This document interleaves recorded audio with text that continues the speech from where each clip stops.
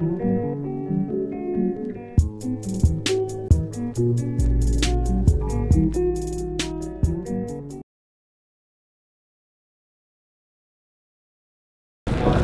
m'appelle Abdel Malik et je suis un artiste français.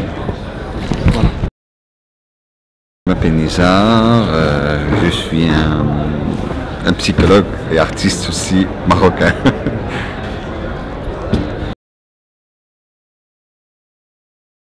Si je peux commencer, ce que j'ai trouvé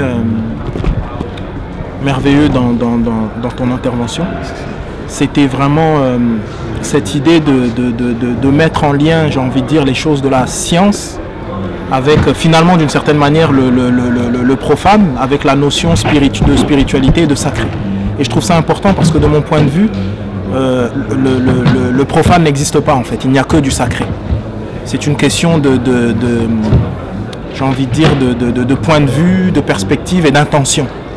Et j'ai trouvé ça fabuleux, le lien. Qu'est-ce que tu peux nous dire par rapport à ça, au fait que comment la science, finalement, le lien entre la science et finalement le vécu de tous les jours, le quotidien. Sincèrement, c'est des médias que je trouve que c'est très important de faire cette corrélation. C'est très important dans nos jours parce que il y a quelques gens, comme vous savez très bien, dans l'éducation qu'on a eue, il n'y a pas cette profondeur, il n'y a pas cette éducation spirituelle, il y a un manque. Donc les gens, ils pensent, ils croient que le cerveau, la pensée, la rationalité, moi je crois, je pense. Donc je crois que c'est très important de créer un pont, de faire cet effort, d'essayer d'expliquer tout ce qui est spirituel. Je suis tout à fait d'accord avec Sidi Malik de dire voilà, le spirituel, le sacré, il est partout. Donc la présence de cette énergie divine, cette lumière, ça fait partie de notre quotidien. Il ne faut pas faire cette différence entre le profane et le sacré. Je suis tout à fait d'accord avec lui.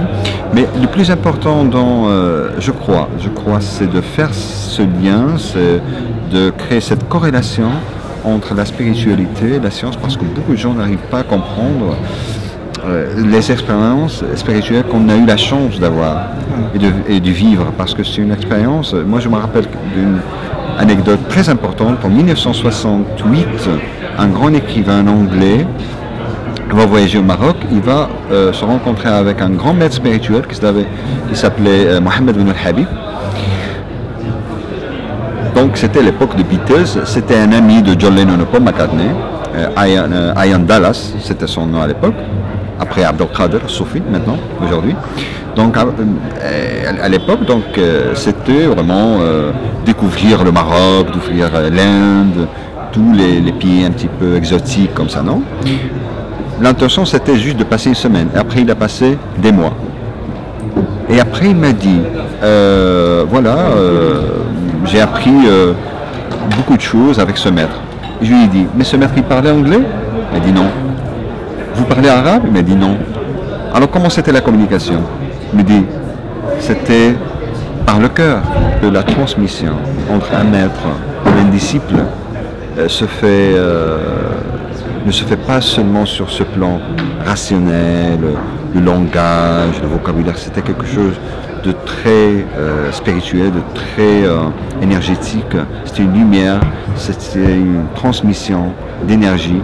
Et c'est ce que j'essaie de faire à travers mes interventions, de créer ce lien entre la science, les dernières découvertes concernant la bioénergie, la psychologie, la parapsychologie et les phénomènes qu'on sait très bien qui font partie de nos principes dans le soufisme. C'est très beau ce que tu dis, parce que nous autres qui avons eu la chance de vivre auprès de Sidi Hamza, vraiment d'être dans son quotidien, d'être avec lui, et on s'est rendu compte par rapport aux gens qu'on voyait, qui venaient, etc., on s'est rendu compte qu'en fait, bien sûr, il y a la science, etc., mais que justement ce rapport maître à disciple, ce rapport qui concerne la spiritualité, n'est pas irrationnel, mais supra-rationnel. C'est-à-dire que c'était quelque chose qui transcende le rationnel. Évidemment, il y a la rationalité, il y a la science, mais le maître, il est là aussi pour bousculer nos convictions. Et bien sûr, on peut faire ce lien avec la science, et comme tu le dis si bien dans l'exemple que tu as donné, en même temps, il y a ce lien avec la science, mais en même temps, ce n'est pas une fin en soi. Parce que tout peut être remis en question à chaque fois. Et c'est parce que justement on parle de quelque chose qui est, j'ai envie de dire, qui est de l'ordre aussi de l'ineffable, de l'inexplicable. Parce qu'on ne doit pas nécessairement toujours chercher à expliquer. Et c'est la même chose aujourd'hui que nous enseigne Sidi Jamal aujourd'hui. Toujours avec cette idée de dire que finalement il y a une énergie qui transcende toute chose. Et cette énergie, c'est l'amour. C'est comment dire, la 13e édition des rencontres soufis mondiales, internationales, mais c'est aussi, on est dans le cadre du Mouloud Nabawi, on est dans le cadre de la nativité prophétique. Et c'est assez important parce que ça signifie qu'on parle aussi de l'exemple prophétique. Et c'est vrai que le cheminement auprès du maître, finalement, qu'est-ce que nous apprend le maître? Qu'est-ce que nous a appris Sidi Hamza et qu'est-ce que continue à nous apprendre Sidi Jamal aujourd'hui? Finalement, c'est l'amour de Dieu, l'amour du prophète, Sidna Rasulullah sallallahu alayhi wa sallam, et in fine l'amour de tous les prophètes, et plus loin, finalement, l'amour de tous les êtres, sans exception. Que ces êtres croient en Dieu, qui ne croient pas en Dieu, qui sont musulmans, qui ne sont pas musulmans, ça c'est très important et c'est quand même l'éducation centrale de notre voie dans la Qadiriya Boutchichia. C'est que tout d'un coup, le musulman, les fakirat et les fokara deviennent finalement une source de bienfaits, ceux qui ont finalement une intention d'essayer de comprendre les choses. On se rend compte quand même qu'il y a une méthodologie divine. Sidna Rasulullah, lui aussi, il a eu, il y a eu aussi cet intermédiaire avec Sidna Jibril. C'est-à-dire qu'il aurait pu avoir finalement, l'islam aurait pu arriver de façon directe de Dieu au prophète Mohammed sallallahu alayhi wa sallam. Mais en fait, il y a eu cet intermédiaire qui est Sidna Jibril. Et c'est assez important de parler de ça parce qu'il y a quelque chose qui est important de comprendre, c'est que le maître spirituel, son éducation n'est pas centrée sur sa personne. Le maître spirituel, et Sidi Hamza nous donnait cet exemple, il prend le disciple par la main et il l'amène à Dieu. Et ça, c'est important de comprendre ça. C'est-à-dire que ce n'est pas l'adoration d'une personne, puisqu'il est totalement contraire à ce qu'est la réalité de l'islam et la réalité de notre cheminement. C'est le fait de comprendre tout simplement que la spiritualité, le soufisme, est une science. Et comme toute science, on a besoin d'un maître qui nous éduque dans cette science. Si on va voir un médecin, et ce médecin, on demande, le médecin il dit « Je suis médecin mais j'ai appris tout seul, moi-même dans mon coin ». Et on a un autre médecin qui dit voilà, j'ai vu les plus grands professeurs, etc. Qui on va suivre? On va aller voir le médecin qui a justement qui a eu les référents, etc. Et bien si c'est vrai pour ça, alors imaginez pour la chose qui est la plus importante pour un être, qui est sa spiritualité, au combien il aura besoin d'un référent et d'un modèle.